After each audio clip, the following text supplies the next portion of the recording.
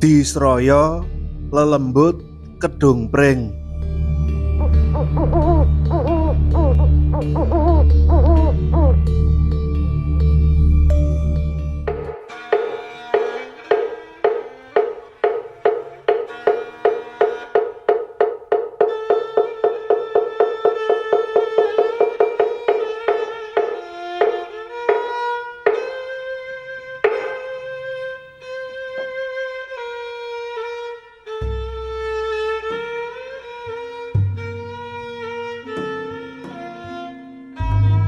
Kala semana kahanan ing sakiwa tengen isih peteng, rungkut alias singup. Ora kaya saiki sing pating gebyar padang jinglang. Ngendi-endi wis keserambah listrik, klebu ing sendang utawa gedung-gedung sing kaanggep angker. Salah sijine gedung mau yaiku Kedung Pring. Pernahe pojok lor kulon ing desaku. Ujaring kondo, gedung iku gawat keliwat-liwat. Kuranging pangati-ati bisa mbilaheni.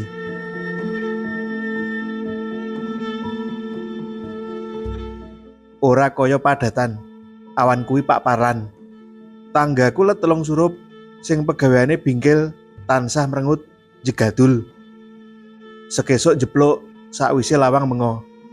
Jebul bisa ora ana siji-sijia kang butuhake tenagane.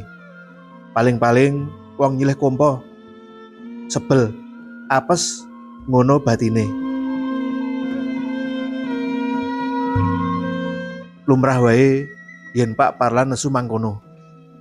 Nadyan awak penak nganggur ora tandang gawe. Nanging apa weteng uga gelem meneng. Kamangka anake papat isih sumega kabeh.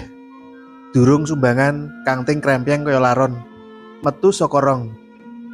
Durung meneh kanggo nambahake mbokne sing mung kari siji til, sing tansah loro laranen. Kuwi kabeh ndadekake sirahe Parlan celeng-celengan mumet. Dumadakan grobyak gedebuk. Parlan goleki penering swara. Pranyata bocah cilik tiba anggone numpak pit. Tangane ngelus-ngelus dengkul, lambene pringas-pringis ngampet loro. Arepa atine gembledhek dikaya ngapa. Parlan tetep gita-gita nedya cedhak sak perlu nulungi. Piye to Le? Kok mau bisa tiba? Pas lepas setang kula nabrak watu niku. Wangsulane si bocah karo nuduhake watu sing menteles sak endas kebo gedene. Ya wis, sok meneh sing ati-ati. Pite rusak ora? Karo omongan, Parlan ngiling-ngilingi pit sing gumlethak ing ngarepe. Porok tugel, rem pedhot, lampu pecah, lan mbuh apa meneh. Ing batin Parlan gumun.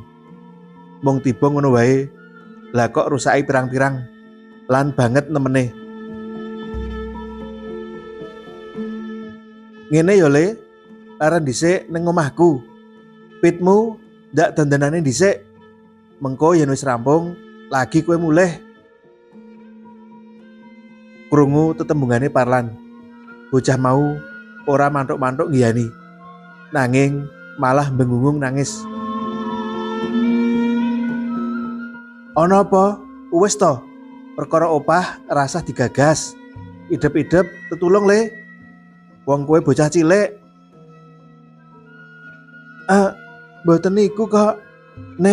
Nek kula mboten gek wangsul, mangke didukani ibu. Ngeten mawon nggih, Pak. Si bocah ngelapi loh kang dleweran ing pipine. Mandeg anggone nangis. Pit kula mangke mangpek. Yakin kula ikhlas lan ibu malah mboten duka. Wong nggen kula pit akeh banget kok. Ning nggih niku kula mangterke wangsul. Pun toh mengke wangsule kula sangoni pinten mawon kula caosi. Eling yen kendile guling lan anake ragil butuh pit cilik. Kaya kebo dikeluh. Parlan semrindil nglakoni. Dilalah, iki mau pancen durung kampiran rejeki. Kanthi ati beduduk, kebak rasa seneng. Parlan netokake pit unta sing mung waton bisa nglinding wae. Bab apik lan anyar klebu nomor 17. Omahmu ngendi le? Dalan iki ngaler. Terus mengke menggok ngulon. Pun nggih mriku niku. Kerengkat-kerengket. Parlan mancal pedal sing tansah muni. Merga kakean umur. Ora lali lambene terus ndremimil upyek cerita karo bocah sing jegrek gonceng ing mburine. Aneh nyeleneh saka rumangsane. Dalan sing biasane pating jlegong lan sendal-sendul, akeh watu mencungul dadak malih alus angler. Mula ora mokal yen sak sela-selaning cerita Parlan mesam-mesem guyu dhewean.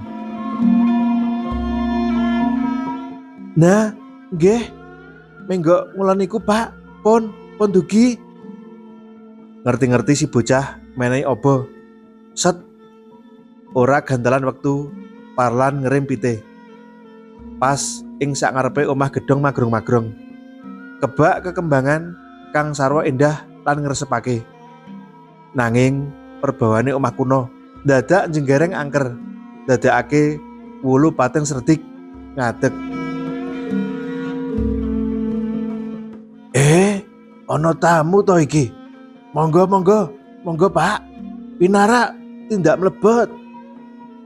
Durung nganti Parlan medharake rasa ngungun. Semewedi kedadak ana pawongan metu mbagekake menganggo sarwa ireng model beskap sak kerise. Nggih Pak, kenalke mawon, niki Pak Suto, abdi ngriki. Yen enten napa-napa sanjang mawon kalih piyambake. Si bocah cepet-cepet nyaut nalika meruhi Parlan mung ngowoh kami tenggengen. Nggih. Pun nggih, kula ndak wangsul. Age-age Parlan balik marani pite. Kandel rumiyin to. Monggo. Kanjeng Ratu sampun grantos. Panjenengan pun aturi kendel sawetawis wekdal. Badhe pun paringi bebingah. Kanjeng Ratu, batin atine Parlan banget dening gumun. Sak ngertine ratu mono mung loro, Sala lan Yojo. Kuwi wae yen ngaturi ora Kanjeng Ratu, nanging Kanjeng Sultan lan Kanjeng Sunan. Lah banjur iki ratu apa? Ngendi?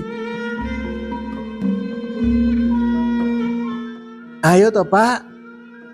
Merga tetep jegrek, Parlan nuli digeret si bocah. Tan suwala manut. Walah, gumune kaya sundul langit. Apa kang ginelar ning ngarep mata? Persis utawa jebles karo kang sinawang ing negara Astina. Kaya nggon TV berwarna duweke Pak Hardi, tanggane sing paling sugih. Kene Pak, kene. Keprungu swara alus ngagetake Parlan sing lagi ngematake sesawangan. Panyawange enggal wae disawatake penering swara. Ing ngarepe katon dampar keprabon kang sarwa gumebyar emas inten berlian.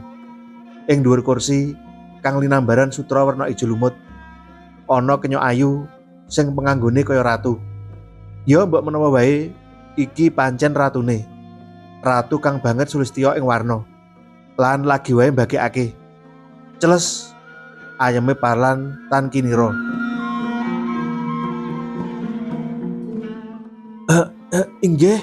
Inggih. Wangsulane grodal-gradul. Merga wedi, eram lan mbuh apa meneh campur dadi siji. Aja wedi, Pak. Aku ora arep munosika awakmu. Percaya, kepara gedhe banget panarimaku. Lan mbuh kepriye, ora ketang sithik. Aku ya jeneng ingsun kepengin males budimu. Inggih, inggih. Nanging paduka menika ratu pundi? Lan sinten asma paduka? Wangsulane Parlan karo ndeprok lungguh. Awake saya ndredeg. Wel-welan saranduning badan. Uga saya ndadi. Saklawase urip yo lagi pisan jiki ngadep neng ngarsane ratu. Ayu pisan. Mangertiya Pak Parlan, ingsun iki Ratu Kedongpring, asesilih Sang Prabu Putri Arum Jambansari. Aja kaget yen awakmu wis ngerti jenengira. Merga awakmu wis nulungi putra ningsun. Sun Arsa paring kekucah ning ya kuwi. Gandeng jenengira minangka Binggil. Lan ing Kedongpring kene durung ana. Gelem ora gelem awakmu kudu leren sawetara. Sakabehing pit ing Kedongpring para stelen amrih penak meneh. Wis to, bab sesulih mesti bakal nyenengake ati. Mbuh kena daya apa? Parlan bisane mung monat manut giyani. Esuk awan sore mludhek dagdog dandani pit. Anane mung seneng. Jer arep nampa duit akeh. Blas pewayangan anak bojone sithik-sithika ora nyantol ing pengangen. Rinubung sesawangan sarwa mencutake lan mendat mentuling kasur sing lalekake sakabehe. Nuju sawijining dina nalika Parlan sengkut ngayahi jejiban kedayoan pawongan kang uga mengku karep ndandakake pit cat kelingan cat ora. Saka pangrasane wong mau kok kaya Pak Warno, tanggane sing wis mati 3 taun kepungkur. Yo, mati kejegur kedung. Iya, Kedongpring sing critane bakule sinambiwara. Kabeh mau diampet sak jroning dodo. Bareng sing ndandakake wis bali. Sithik mbaka sithik daya pangelinge Parlan pulih. Praene bojone kang bunder ngleker lan anak-anake kang gemrayah. Sliwar-sliwer cumithak cumandal ing pamikir. Ora gantelan wektu. Mula bukane dheweke ana kono uga krasa ngeglo ing ngarep mata. Saknalika awak dadi anyep, wedi mumbul tekan pucuk rambut. Auzubillah minasyaitonirrajim. Untung wae Parlan banjur eling. Minta sing Gusti supaya kakalisake saka panggodaning setan. Biar Malik grembyang saknalika kang sinawang Parlan. Pranyata dheweke turu ngatang-atang ing pinggir kedung. Rinubung wong sak pirang-pirang. Wong-wong mau katon mesem, bungah, ternyuh war dadi siji. Sak banjure Parlan ditangekake. Terus ditanggap kon crita apa kang mentas dilakoni. Parlan mantuk nuli ngecipris. Siji wae ora ana kang kliwatan. Wong-wong mau uga ngandhakake yen wis seminggunan goleki Parlan banget anggone judeg. Awit pi ditemokake nanging tanpa uwonge. Saben dina kedung diceguri nanging tansah cabar. Ngerti-ngerti lah kok mecungul dhewe kumambang sak nduwuring banyu. Ya wis, ayo bali. Kandhane Parlan karo nyengklak pite Parno. Salah sijining saka wong-wong mau. Nanging tlepok saka njeron kantongan klambine kang wis suwek ana dluwang amplopan. Amplop dijupuk, dibuka, isine diwaca bebarengan. Parlan, eman jeneng sira ora betah ing Kedongpring. Nanging ya ora apa-apa. Matur nuwun, wis gelem kaminta seraya ndandani pit kang ora sithik cacahe. Yen awakmu pengen urip mulya, njupuk wae banyuning kedung. Banjur simpenen ing senthong. Tenan, buktekno. Saka Ratu Kedongpring. Gah, nggo apa njaluk pitulungane setan? Ketoke penak, nanging dilomprongake.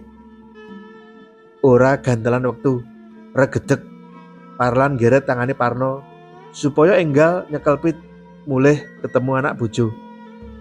Percaya apa ora, sumangga para maos ndak aturi mundhut priksa marang Parlan.